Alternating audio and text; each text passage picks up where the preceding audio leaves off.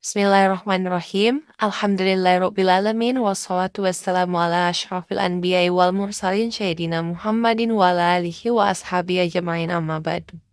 Assalamualaikum warahmatullahi wabarakatuh. Video ini akan membahas mengenai materi hukum nun sukun dan tanwin serta hukum mim sukun. Hukum nun sukun dan tanwin. Nun sukun adalah nun yang tidak berharakat atau terdapat tanda di atasnya. Nun sukun terdapat pada huruf isim dan ilfil seperti di bawah ini. Sedangkan tanwin adalah bunyi nun sukun yang bersifat tambahan yang terletak di huruf akhir pada kata benda isim yang terdengar tetapi tidak tertulis, hanya terdengar ketika wasi, tanda harakat seperti yang ada di gambar. Selanjutnya, apabila nun sukun dan tanwin jika bertemu dengan huruf hijaiyah ada 4 macam hukumnya. Yang pertama, ishar halki, yang kedua idgham biguna dan idgham bila guna, yang ketiga iqlab, dan yang keempat ikhfa hakiki.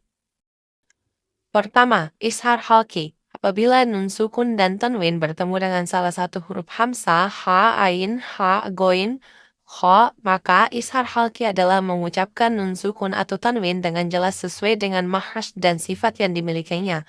Kemudian diiringi pengucapan huruf ishar sesuai dengan makhraj dan sifat-sifatnya.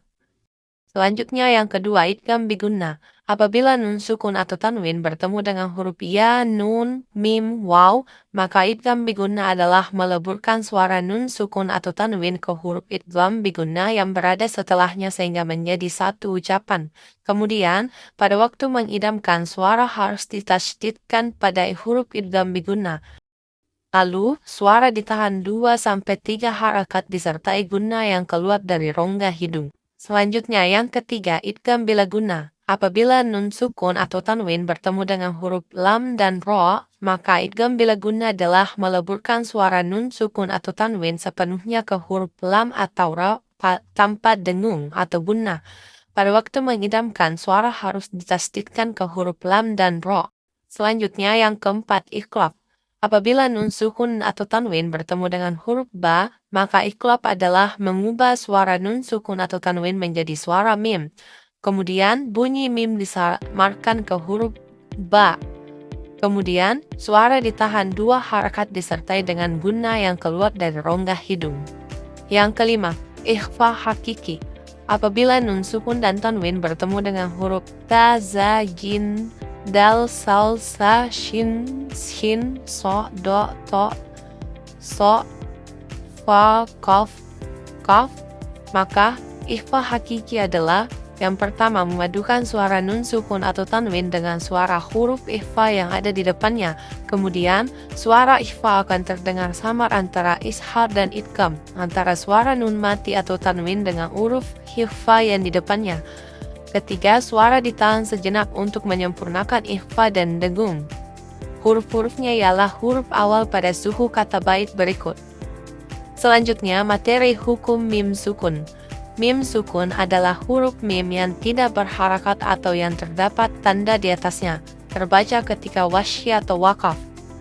Mim sukun ini terdapat pada huruf isim dan fil, seperti lam, lakum, alhamdu, ya'lamu, hurumati.